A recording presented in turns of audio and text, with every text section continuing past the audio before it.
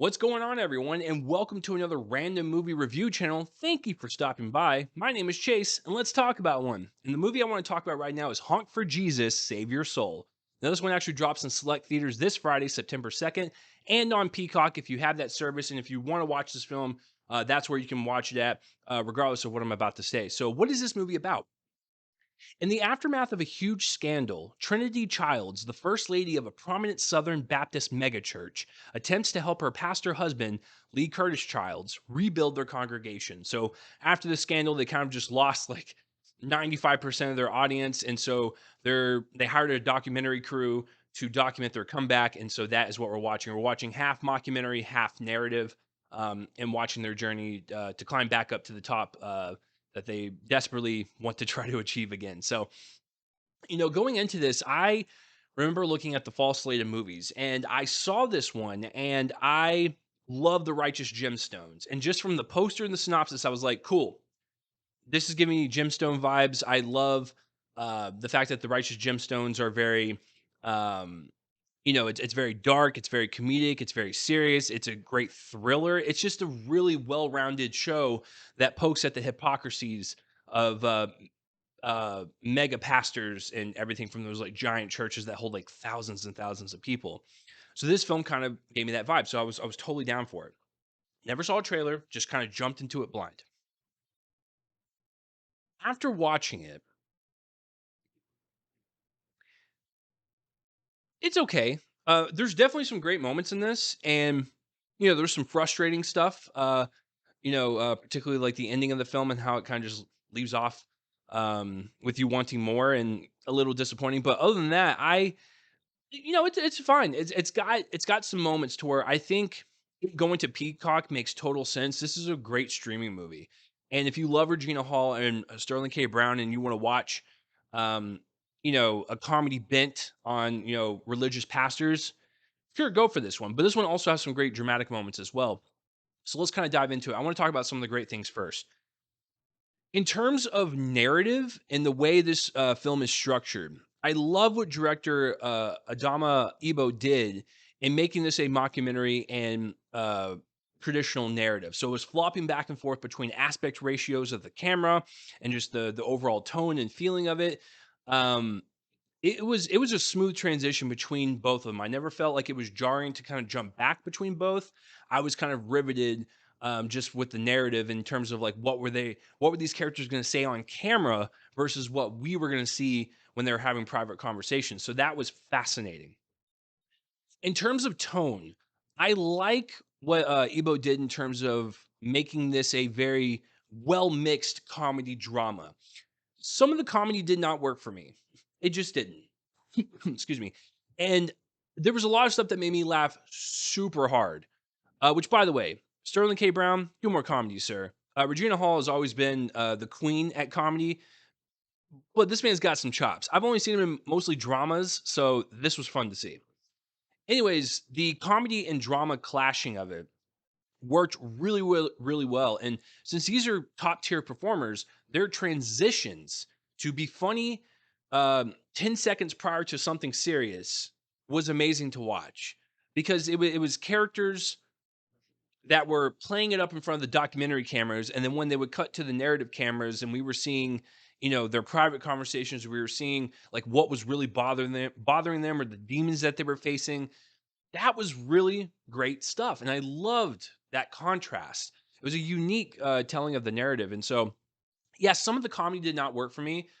The drama is what I really liked about it because I know Sterling K. Brown can do that. I know Regina Hall can do, drama as well. They're wonderful at doing that.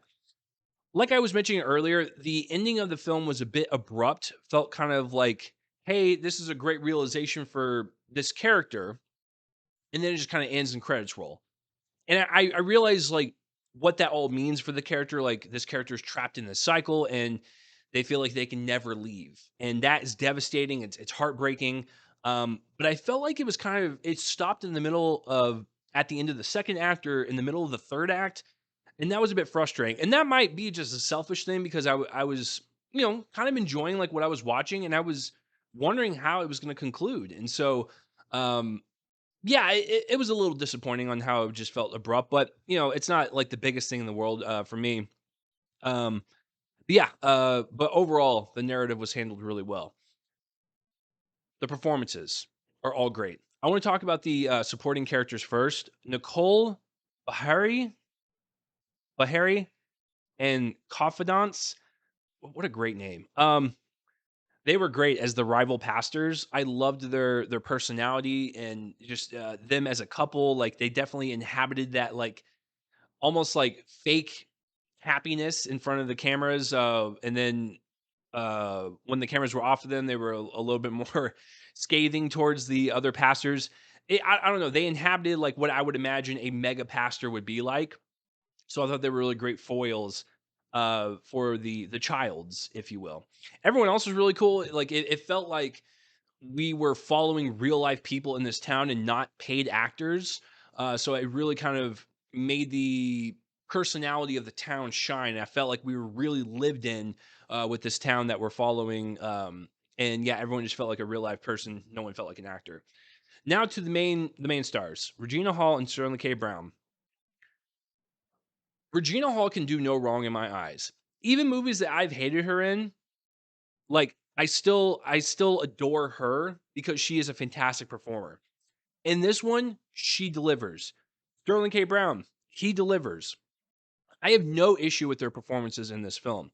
They are the type of, top tier performers in my eyes to where they can balance comedy and drama and flip back and forth and make you cry laughing 1 second and then be deadly serious the next. And I loved how they handled, both, because Regina Hall is really great at improv.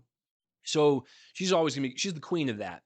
But, Sterling K. Brown, I've never seen his comedic chops, so seeing him kinda let loose and have fun and just I don't know, just be kinda goofy. Like, I enjoyed that kinda side to him. I've never seen that before.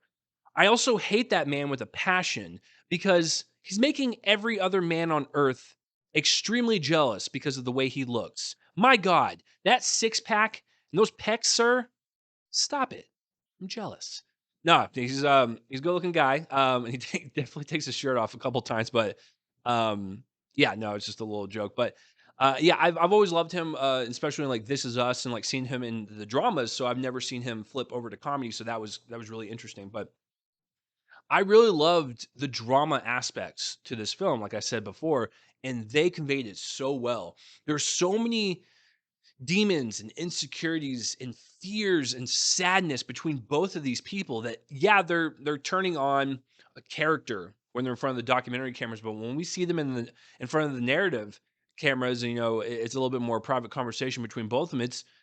It's sad and it's devastating, and it really kind of touches on a point that I'm sure many pastors go through and like what they're fighting, and maybe secrets that pastors have that they just have never been able to get out. Like, you can feel the pain and sadness between these two people, and truly like with just what they fear, and their secrets and everything. So yeah, it was just really great stuff, and I wish there was more of that, but I understand making this into part satire, part drama. It works for the most part, but I really enjoyed the dramatic performances.